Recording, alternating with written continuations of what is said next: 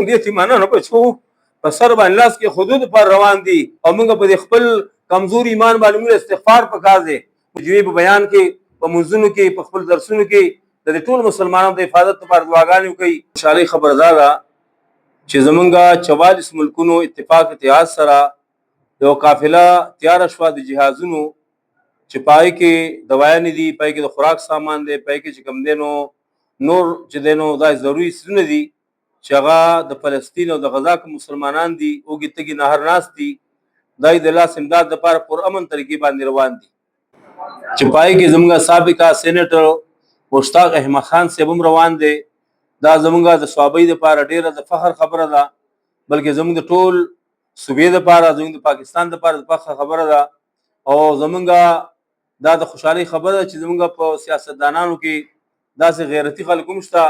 چې په دغه عمر کې هغوی عزم وکړي اراده وکړي او الحمدلله هغوی د الله پاک په لار کې چې کوم دی نو هغه دومره د لرې د هغې پاک ځمکې دپاره چې کوم دی انبیا علیهم السلام پیدا شوي دي او ډېر انبیا علیهم السلام ته راغلي دي په یو شوق او جذبه باندې روان دي د خپل تن منر قرباني وکړله. دا شلمه ورځ چې دا قافله روان دوا ده انشاءالله اوس قریب ده چې خپل منزل ته ورسي خو د هغوی د حفاظت لپاره دعاګانې دا زموږ ذمهداري ده، د خلکو لپاره आवाज لګول په ټوله دنیا کې دا زموږ ذمہداري ده او دا تحفظ کول اسلامي ملکونو لا دا د ټول مسلمانانو اسلامي ملکونو ذمہداري ده چې موږ اوسه ورچا عملی قدم نه دی د خلکو عملی قدم کې خود هجرت شروع کو سفر شروع کړي او تقریبا او یو پورې جازونه چې موږ څومره اوریدلې دي دا تقریبا روان دي سامان نډک دي او په دې کې د ایمانی جذبې سره سرشار خلک ناست دي او هغوی د غزا او د فلسطین د مسلمانانو او زموږ د یتیمانانو په څو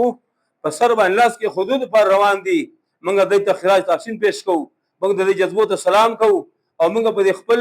کمزور ایمان باندې موږ استغفار پکار دی، موږ توبه پکار ده. زما درخواست دی علماء کرامو ته چې د جوی په بیان کې په منځونو کې په خپل درسونو کې